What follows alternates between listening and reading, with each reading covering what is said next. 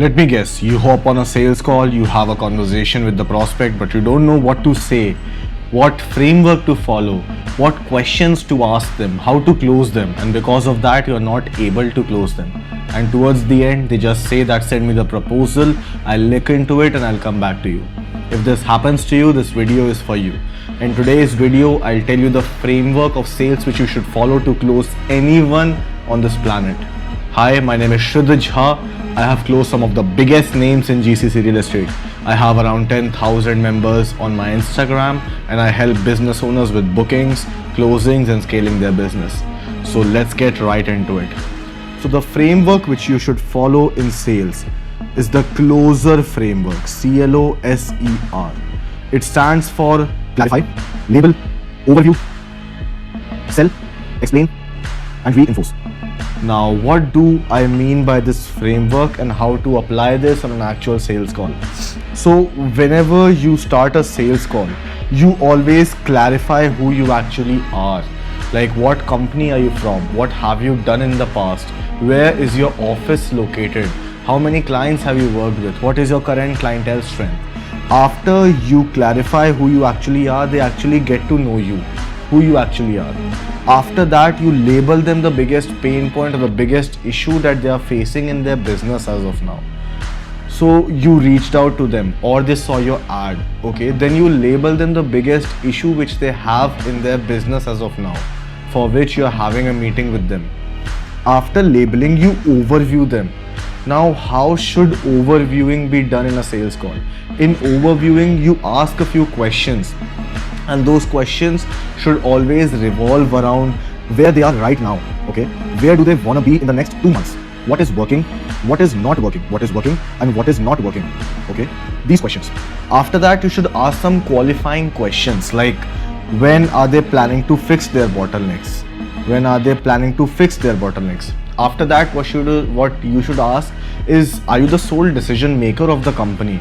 So obviously I can explain you a bit better, and if you are not the sole decision maker, you can let him in on the call as well. And from that, what you will know is if they are the decision maker, then you make the pitch. If they are not the decision maker, then you do not make the pitch. And from pitch, I mean by introducing the price of your service. If you introduce the price of your service and you know that they are not the decision maker, they can always say that I need to think about it, or I need to discuss it with my manager or my owner or my senior person or anything else. And because of that, you won't be able to close them right there and then on the call. So these are some qualifying questions which you should ask them. After you are selling should always be done in 2 parts. I always recommend a Miro flow along with showcasing your portfolio, okay? Because obviously when you are showcasing a Miro, everyone likes strategy on paper, but it should be backed by a portfolio. In next few videos, I'll discuss how you should actually build a portfolio, what all should you showcase in a portfolio, and if you don't have a portfolio, what should you actually present? We'll come on to that after this video. So Miro alongside portfolio. After then, you should ask them a few questions like, is it actually getting clear?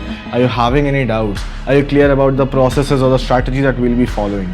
After that, obviously they'll have some concerns, they'll have some objections which they'll throw at you.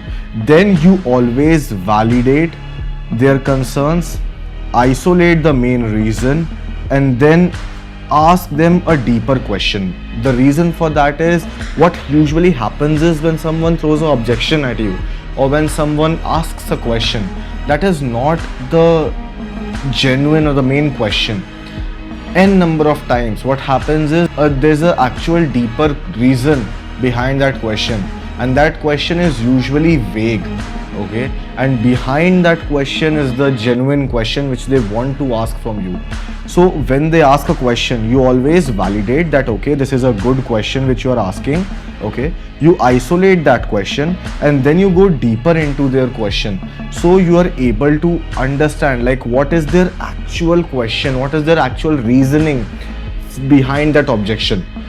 If I were to give an example, I explain it like this, that, hey man, like if someone says like, okay, so I need to think about it, let's say that. So you say to them like, I agree that this is a very important decision And if I was in your position, I would have also taken time to think about it. But you can obviously think about it. That aside, what is the main concern that you need to think about?